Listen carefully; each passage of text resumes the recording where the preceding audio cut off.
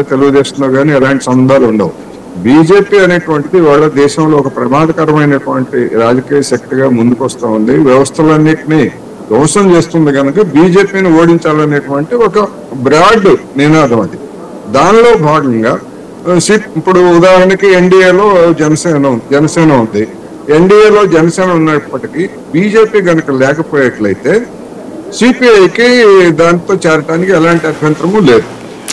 ఇప్పుడు వాళ్ళు చెప్పినటువంటి సిపిఐ రామకృష్ణ గారు చెప్పినటువంటి అంశం, ఎందుకంటే జనసేన అనేటువంటిది వాళ్ళకేమో అంటరాని పార్టీ కాదు, దాన్ని కూడా లౌకిక పార్టీగానే చూస్తున్నామని చెప్పారు.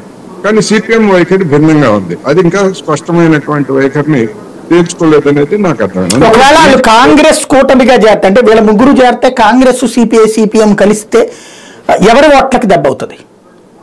కాంగ్రెస్ సిపిఎం అనివార్యమైనటువంటి పరిస్థితుల్లో ఒకవేళ కలవాల్సి వస్తే అది వాళ్ళు సంపాదించుకున్నటువంటి ఓట్లు అనేటువంటిది పెద్ద ఎక్కువగా ప్రభావం చూపే అవకాశం లేదు. వచ్చే ఓట్లు ఎవరికి గండిపడతాయి?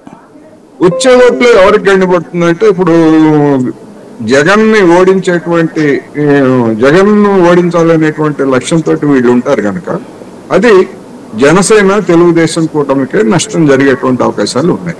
Right, thank you very much అండి శ్రీధర్ గారు.